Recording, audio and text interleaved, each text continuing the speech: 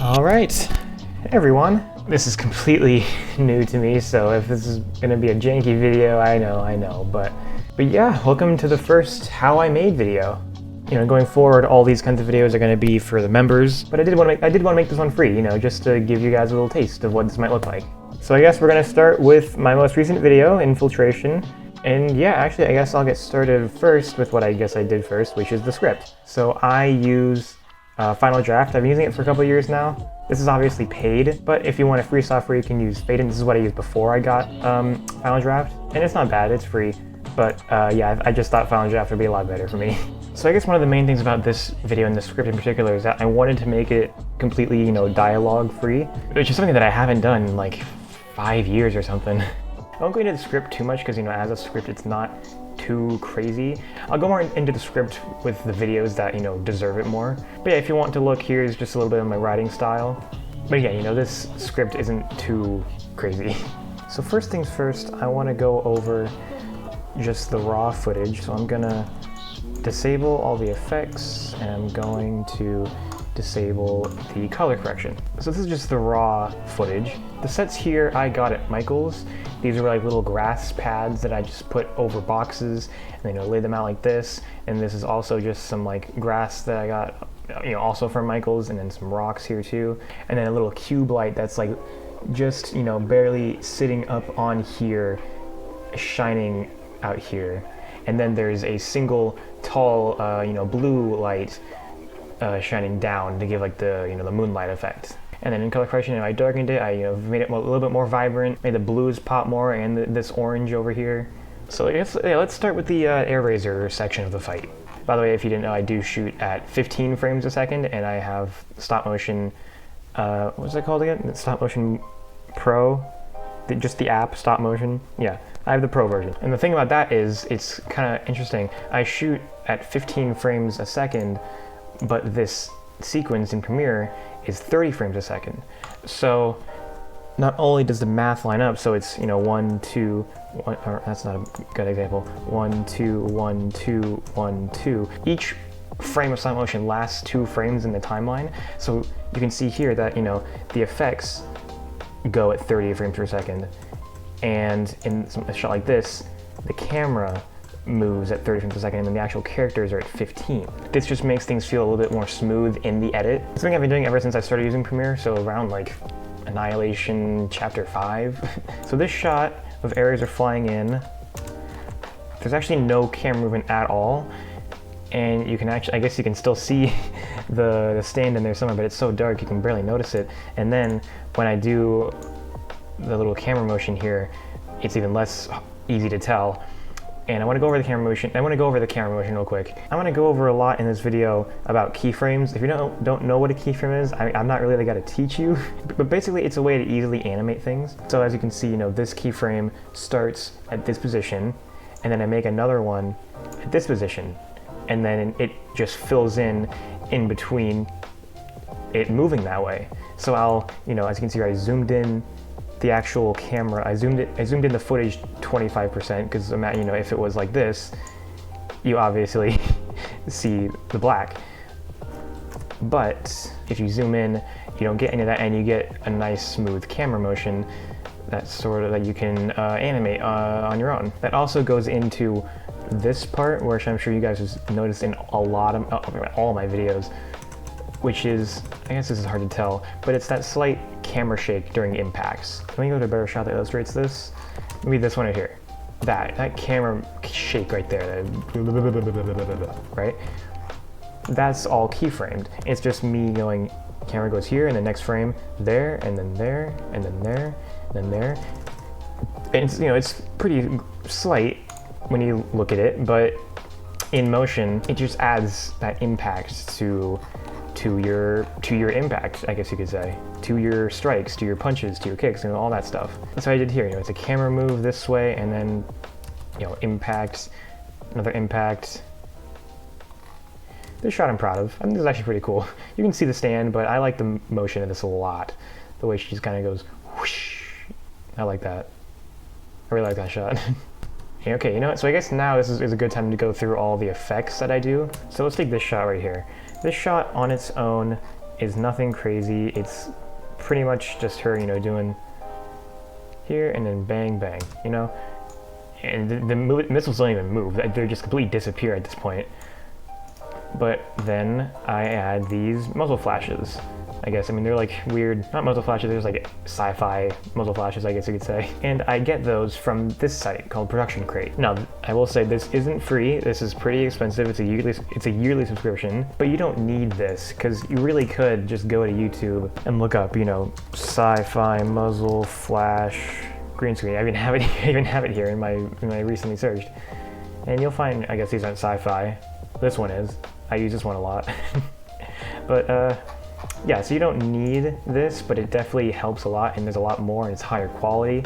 So I definitely like it, but you don't need it. And again, as you can see here, I have that same little camera shake to add a little bit of impact. These effects are also from Production Crate, those little lasers and the explosions. The lasers are keyframed. It's just one static, you know, PNG pretty much, but then I just, you know, keyframe it to move.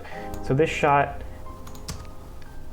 it's nothing crazy, it is just Scourge, you know, rolling out of the way of nothing, but I do have a little cube light off camera to just shine some light in there during the impact so that it sells when I put in the actual explosion more, because imagine if it was just, you know, this bright explosion and he was still just not lit up at all, that wouldn't fit well. So, you know, it just makes it look a little bit more like a part of the shot. And then one more thing I do here to add even more impact, when it comes to these bright things, you can see here that, look at that, it goes from dark, and then this isn't from the light off camera, this is me going in here and just turning up the exposure for about 2 frames, just make it even a little bit brighter. And then on the bigger impact out here, a single frame was just completely white, and then those brighter frames, and then back to normal. And then you add that with the same little impact camera shake, and it just sells it a lot more, you know? This shot right here, again, it has that same little white first, and then the bright frames, and then back to normal. These spark effects I also got from Production Crate. They're not gonna stay, you know, I usually use those anime, like, cartoony ones. I wanted to try a more realistic approach in this video, but I think it's not gonna last. I do like the anime style ones a lot more. This is cool, I like this a lot. So for this shot, you know, for these kinds of shots, I have a little cube light off camera just pointed towards Scourge's black cannon, I guess. And then to get that motion blur effect, this version of the claw arm, it's like super spinny.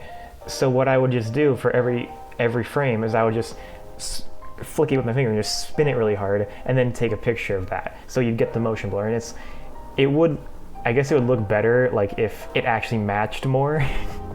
Like each frame actually made it look like it was spinning instead of just like it's kind of, you know, it's kind of random, because it's really just me flicking with a finger. It's random, but it still sells the idea. And then, you know, you add this electricity effect also from Production Crate over top, and then it works. Again, that little impact for the white frame, more Production Crate effects of like little lightning effects here just to show off the blast. And this shot, okay. So this is a shot that was pretty complicated for a couple of reasons. Those blasts are easy, those are just keyframes. But the original shot of Air Razor, it's just her flying. I made her, you know, she's dodging here, lands here, jumps here, transforms, gets shot, you know, all that stuff. I have removed stands and stuff whenever I like really need to but only through the stop motion app. And usually for a shot like this, it'd be pretty difficult to do that because it's just so much movement and everything. But I started to try and use After Effects, which all I had to do in After Effects is mask the actual claw. Let me see if I have the footage here. Yeah, so like this is what it looked like in the raw, with this sort of claw just hanging off the side here. But in After Effects, you know, I can mask that, and then using their like generative AI tools, I guess, you can erase it. With this one, it really only works because the background is just like one solid color. If it was like something like this over here, it probably wouldn't have done a good job. But because it's just, you know, blank black board, it's serviceable, right? And it's not perfect. You can still see some of it here. Yeah, I do that for most of the Air Razor shots whenever she's in the air. Again, this is another one of the shots where it's just she's actually just, the camera is completely still, but then I keyframe that little camera movement of it pulling back. This shot has a lot of VFX on it. So again, this is all effects from Production Crate. It's pretty much, you know, the blast, and then a little plate of the ground getting destroyed, and then this shot is an overhead version of that. It was really hard to find like overhead shot. Like there were a bunch on Production Crate where it's like this, where it's like from the side of the ground being blown up, but none from the top. So I was having a hard time just finding effects that would work. So yeah, you get that again, the frame of white and the bright frames, and then back to normal, and then even bigger sort of camera shake. I have presets here. You probably can't see them because my camera's in the way. Here, down here, I have like little camera shake presets of small, medium, large, long ones, slow ones, which I'll get into later. But yeah, I just have presets here, and it just speeds things up a lot. And then yeah, this is more Production Crate effects. I found this one, and it surprisingly worked really well. It's perfect for what I needed for the shot. And I keyframed it to sort of match the movement of the camera a little more. You know, more camera shake here and everything. And this shot's kind of cool. I don't know what I was really going for with this. I just knew I wanted something where it's like super fast. You can't really tell what happened, but you kind of can if you like really pay attention. I don't know, I just thought it was cool. I guess this is a good time to showcase all of my like assets, I guess. So this is where this is pretty much all my folders here. I just got everything set up in like green screen effects, gunfire sound effects, miscellaneous sound effects, music, raw footage, transformation sound effects, my voice, the voiceover. There's definitely a lot here. You know, you got a bunch of explosions and muzzle flashes, and this is from all the Production Crate stuff that I've been downloading for the past couple of weeks. Rain, you know, smoke, all this stuff. All this stuff that you see that isn't the Production Crate stuff it's free. Like I found it off YouTube, off Google. Yeah, I mean it's completely free. I definitely spend a lot of my time in the miscellaneous sound effects because this is very like, you know, there's this sound effect I use a lot, which is, you know, it's just footage from the movie that I screen recorded, and then you take it, drag it in, remove the video, and then you just left with sound effects, and you can sort of just move it along however you want. I got it for everything here. I got transformations, which I'll label as like medium speed, you know, fast, like if it's a fast one, you know, it's a fast transformation. Or you got, you know, the slow ones like Bone Crush. Well, the VO, which I really only have the VO for Annihilation 2 to now, and I only have the raw footage from Annihilation Chapter 4 until now. I've done Annihilation 2 Chapter 4, you know what I mean. And I mean, yeah, that's pretty much all my effects to go over. So the Rhinox and Cheeto are part of the fight. It's nothing too crazy. I think it's still pretty cool. It has some cool little bits of animation to it, little bits of choreography I really like. I really like this transformation a lot. I'm proud of this. Just sort of like spin into the cheetah mode, and then the sort of roll out of it right back to grabbing the spear. You know, I thought that was, I'm proud of that little sequence right there. Another thing I liked about this part of the fight is that, you know, when his mask or his faceplate gets hit off, I didn't want to show his face yet until, you know, later in the video. So this entire section, it was kind of hard, but I found a way to have it so his face doesn't show up for this entire section of the fight until right here again. So it's like this whole section of the fight where just his face doesn't show up. I think his face shows up for like a one frame, like where it's like right there. Like you can, it's shot in darkness, but you know, you can kind of see it for like a little bit. But for the most part, I think that's like the only time you can really see his face. These effects are nice. You know, these are again Production Crate effects, just blue electricity. I can search up on here. Pretty, like, you can find them. Blue electricity. Yeah, you know, you get a bunch of effects like this. And again, with this shot with Scourge, you know, it's just me flicking the claw arm, and then it just spins, and you can see the motion blur, and then I add those little blue or the orange electricity, and then Primal shows up. I'm definitely really proud of how the Primal fight came out. I think it has a really nice structure to it, and a nice, it just has like a power dynamic, you know, it goes back from Scourge winning, and Primal winning, and Scourge winning, and then it just sort of goes back and forth like that, and it's just really fun to watch because of that. Again, this right here is one of those shots where it's completely, the camera is just completely locked off. It's not moving at all. And then I go in and keyframe it sort of like following the action.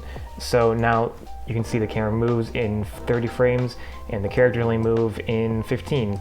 So, but it's because there's movement in 30 frames a second, it makes the animation feel a little bit smoother than this shot right here. Yeah, you know, I've been watching some Jackie Chan movies.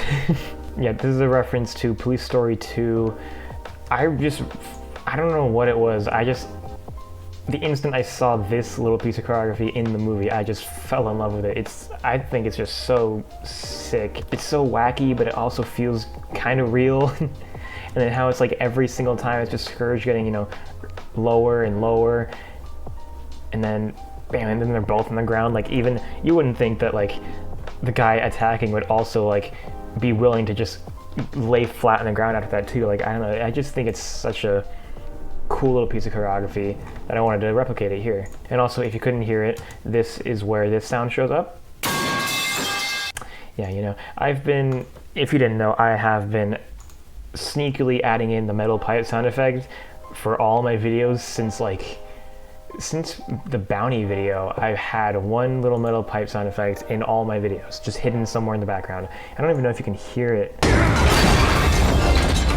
You can, like, it's somewhat there, but yeah, there's always one of those hidden in all my videos, and I don't know if everyone's found all of them, but let me know if you have. A little break, you know. I wanted to keep a little break because I thought all this was a little too fast. You know, you can't just completely overwhelm your audience. So just to have a nice little part where the two of them go, okay, let's just settle down for a sec. And I like this part because it's like, you know, Primal, he has, you know, the two swords on a chain, and Scourge has his forearm blade. And throughout the fight, you know, you can see this section of the fight, you see Primal, his blades are winning against Scourge's forearm blade. And so Primal's just like, you know, if it ends broken, don't fix it. We're gonna keep using this. And then Scourge says, all right, cool. I'm gonna change things up. I'm gonna hold it like an actual sword now and see if that works. And he's like, and then even here, he's like, yeah, I'm gonna start using my claw arm too. And then still, it doesn't really work. Which, by the way, this shot is cool too. I like this little scene. This is a reference to Jujutsu Kaisen Season 2 with Toji versus Dagon. That's the name, right? Dagon? The octopus guy. And I guess something interesting about this too is that, you know, while shooting this fight, or while shooting this shot, the chain isn't long enough to actually like do this movement. So I just took a picture of the chain, cut it out, and then put it here to make it look like it's wrapping all the way around. And then I even keyframed like a little bit of movement to it, like it's matching with the real chain. And then, you know, in the final, you can kind of, I think now you can see it now that I told you. But, you know, with the camera shake, with the sparks, it's a little bit hard. It's kind of hard to tell, you know? And then here, you know, Scourge outsmarts him a little bit, which I actually really like that. I think it's sort of one of the best storytelling points I did in this video, where like, you know, Scourge has this ability where he's like, I can charge up this blast into the ground, and then it just completely tears up the ground or whatever, and then makes my opponent stumble. And it works the first time, you know? He does it against Airazor, she stumbles, and then he's able to go in for the kill. However, when he tries it again against stronger opponents, it doesn't work. They jump over it, and that ends up being Scourge's, like, it's a punishment, because his opponents are in the air and ready to just come down on him right here. And so he fails. But then he learns. He knows, he's showing his opponent, look, I'm gonna do this thing, better jump out of the way. Oh no, now you're in the air, now it's an easy shot for me. Bam, fucked. So it's just a way to show that, you know, Scourge was like adapting to his opponents as he just kept going through. It's almost like I like to think this video is sort of like a video game where it's like he's just going through some kind of like Zelda dungeon or something, and as he goes through, he fights stronger and stronger opponents, and he has to think smarter and smarter to get through. I'm just proud of this way of showcasing that, you know? So, you know, Primal gets blasted through the wall. I like this shot. I think for this video especially, you can sort of see that I wanted, the set design is a lot, just sort of better than all my other videos before. Not really for any particular reason, really just because like I wanted to make the sets better. I got these boxes here. These are all over the, you know, maximal base here. I guess it's hard to tell in these shots. In a shot like this, you know, you have all these like boxes, and then yeah, these boxes here with like weapons on it. I got those off of this site here, Extreme Sets. If you go to accessory packs, it's right here. I got both of these crate packs. And, you know, there's other like, you know, accessories you can add, like, you know, there's, I guess there's containers here. There's like it's a third crate pack. But you could also just get entire like sets if you want to. I haven't gotten any of these yet. I think they're a little too small for my videos, but you could use these if you want. They're a little expensive though. I don't know about this. But the accessory packs are pretty nice. And those crates definitely make the sets look a lot better in my opinion. And I think that's emphasized by the, you know, him getting blasted through the wall. Just having, because in my videos, you know, the characters, they don't really interact with the background that much. Like, even in my last video, the Optimus vs. Megatron, like the background doesn't really do much. It's just there because it needs to be. So in this part, I wanted to make stuff actually like move. He gets blasted through a wall and he crashes into crates and then it moves this way. Like there's actually like movement of the background. And again, that's also why back over here, there's a bunch of like interaction with the mountain, you know. Air Razor comes in and lands on the mountain and then jumps off it. Or over here, Scourge, you know, he walks and then he sort of crashes into the side of the mountain. I just wanted to make the background and like just the environment more, you know what I mean? I actually really like this part of the fight, the one it's like in this other room.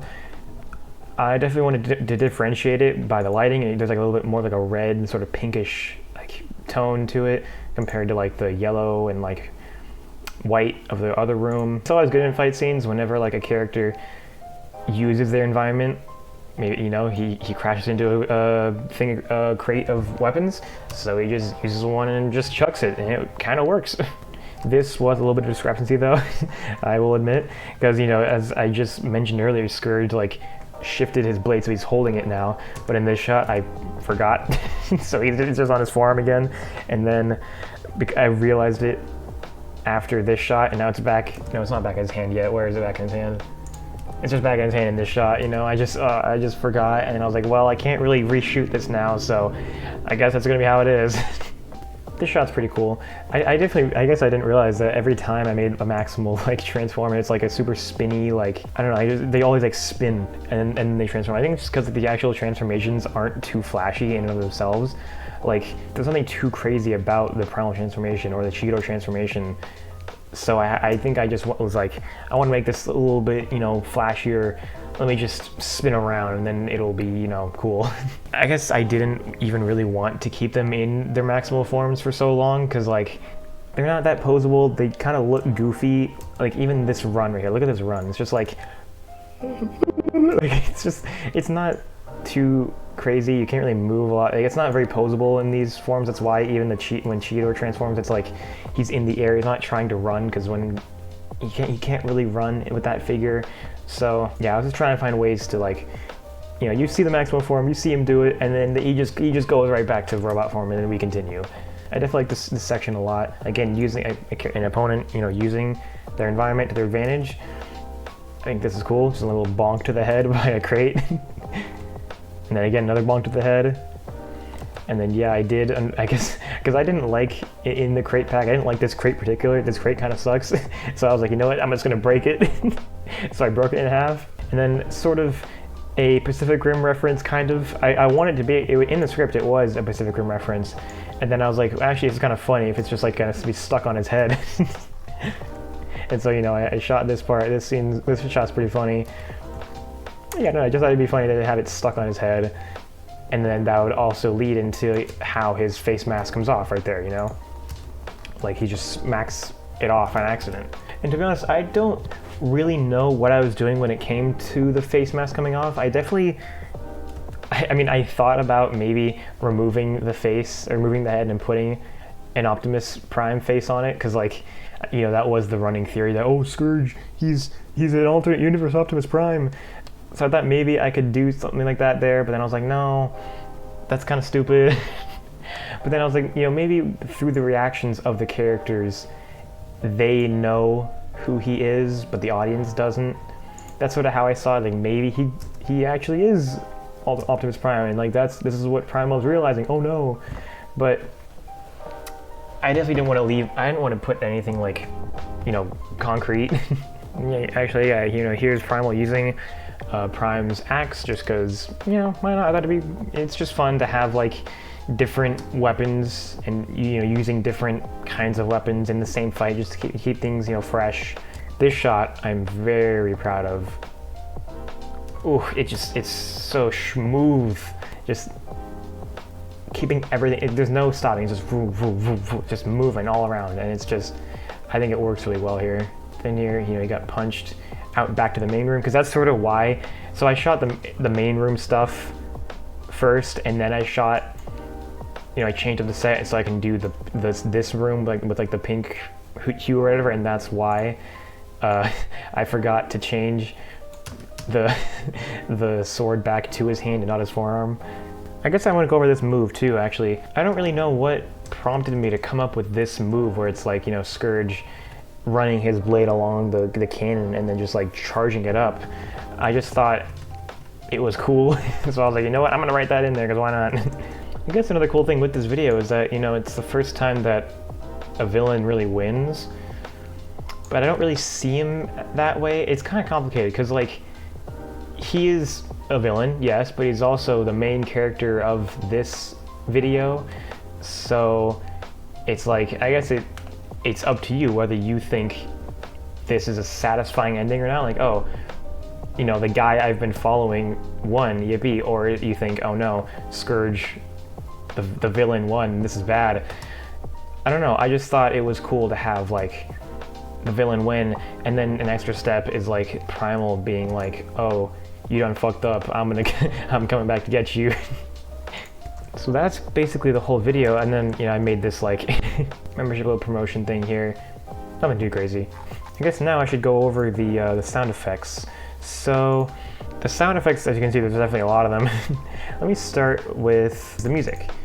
This music here is the Ray Dow theme from Monster Hunter Wilds, the new game that came out. And if you think this video took too long, that's why. Blame Monster Hunter, don't blame me. It's a really great theme. I love the game. That's a great song. Same, and then over here I use another Monster Hunter theme, the Rotten Vale theme from Monster Hunter World, because I didn't really know what music I was going to use for all this. Because, you know, in my previous video for the Optimus vs. Megatron, which I'll go over in another one of these kinds of videos, I'll go over that next. That has, you know, You Say Run from My Hero Academia. I'm shaking my foot, sorry. You know, that comes from My Hero Academia. And for that video, I was literally I was animating to the music. I put that music in my stop motion app, and I was animating to it to make sure everything fits and it flows and it's on beat. I usually get it for a lot too. I did that for the finale. I did that for, you know, Bumblebee vs. G-Axis. I did that for Prime vs. Bludgeon, which I guess I'll go over all those later. But, you know, for this one, I didn't really have an idea what music I was going to use. So I was like, I'm just going to do whatever, and then when in the edit, I'll just throw a bunch of music in there and we'll see if it works. And thankfully this worked out, especially the Primal felt like this little beat drop here was gonna... But then I was like, oh wait, that goes kind of hard. Yeah, and I definitely did have to do some like re-editing of the music. Like, that's what this is here. It's me like cutting parts and then trying to smooth it out in the edit. You know what I mean? I think it's pretty seamless, kind of. You know, I could do better, but. So some of the actual sound effects, you know, I guess it sort of went over what I was really talking about before, which is like, yeah, I just have a bunch of sound effects. I have like it's a bunch of Demon Slayer sound effects. This is a bunch of Fire Force, Force Battle, Lockdown, My Hero, Naruto. Got production crate sound effects.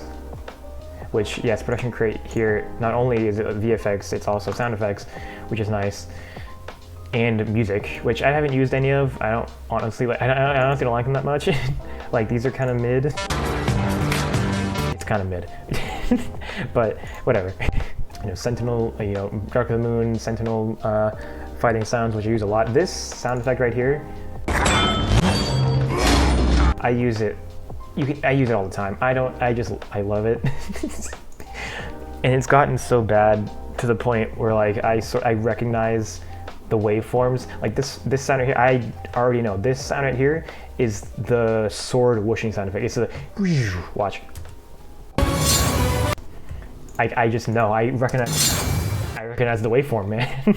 I know it. What else? Let me see what else I know here. Okay, this one I'm pretty sure is the first part of this part right here. I'm pretty sure it's a whoosh, you know? Watch. I fucking knew it. You can't make this shit up. It's a blessing and a curse because like because I know the waveform, it's really easy to just like cut, boom, this section here, move on.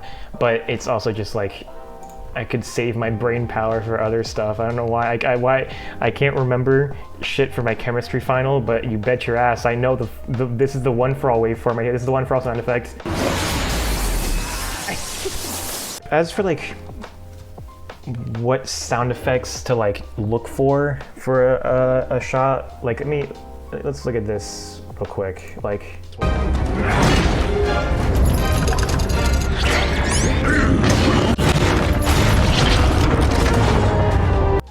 Yeah, even for a scene like this, where it's like, let me mute stuff we don't need. You know, it's like, I need a sound effect that's has a lot of impact, but it's very small, because I'm gonna have to 2 more times. So it's gonna be, find a third sound effect that goes throughout this entire duration. Sometimes I'll know exactly like what sound effect I want because I've been using all these for so long, but you know, sometimes I can just scroll through and be like, okay, let me see here, what do I need? Is this a good one? Let me see. Kind of. It's pretty good. So that's what I think. Okay. This sound effect not only has a nice little whoosh, like starting, it's like a whoosh. It has that, you know, wind up to it, the whoosh. So I can add that. It's pretty short. I can repeat it one more time for this shot, and then I need a couple more sound effects to make it, you know, to extend it. So I'm pretty sure this one right here is the forest battle, Optimus, you know, getting tackled.